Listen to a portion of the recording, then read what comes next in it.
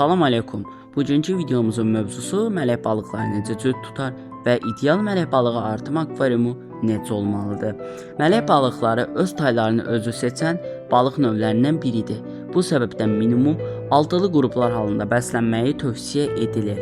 Mələk balıqlarınız 8-9 aylıq olduğunda artıq öz taylarını seçməyə başlayacaqdır. Mələk balıqlarınızın tay seçməyini gözləmək istəməyib hazır cüt almağı fikirləşirsinizsə, bu zaman alacağınız cütün satıcıdan yumurtlama zamanı çəkilmiş videolarını tələb edin. Əgər bu videolar yoxdursa, satıcı da güvəndiyiniz bir insan deyilsə, sizi aldatma ehtimalı var. Çünki mələk balıqları kürü qoyduğu zaman tam olaraq cüt sayılır. Daha sonrasında ya almış olduğunuz ya da cüt olaraq öz mələk koloninizdən ayırmış olduğunuz balıqları 50 litrlik bir akvariuma keçirdərək artıma da başlaya bilərsiniz. Əksərən mələk balığını pul üçün artıran akvaristlər akvariumlarına heç bir dekor qoymurlar. Bunun isə səbəbi kürülərini qoymuş olduqları kafer parçasına qoymaqlarıdır. Mən isə sizə onların etdiyi metodları danışacağam. Mənim etdiyim metod daha çox hobbicilərin etdiyi bir metoddur. İdeal mələk balığı artım akvariumu 40-ın 40-a akvariumda, o da 60 litr edir səhv bilmirəmsə, 40-ın 40 akvariumdur. Bununla yanaşı akvariumun stabil temperaturu 26-27 dərəcə olmalıdır. Bir ədəd kafel qırığı, bir ədəd isidici, pipo filtr və akvarium termometri olacaqdır. Başqa da heç bir dekora yer verməməlisiniz. Ancaq mən akvariumda nələrə yer vermişəm, onu sizə danışım. Kiçik bir saxsda Vallisneria və Vallisneria gigant bitkiləri əkmişəm. Su üstü bitkisi olaraq isə Pistia bitkilərini akvariumumda yer vermişəm.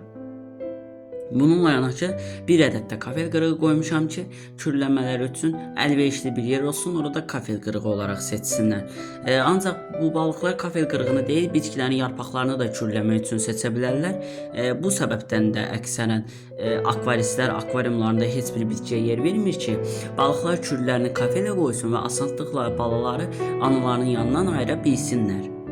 Əgər ki balıqlarınız balalarını saxlayırsa, bu çox gözəl bir xəbərdir. Çünki skalyar balıqları əksərən su mühitimiz uyğun olmadığı üçün öz balalarını saxlamırlar.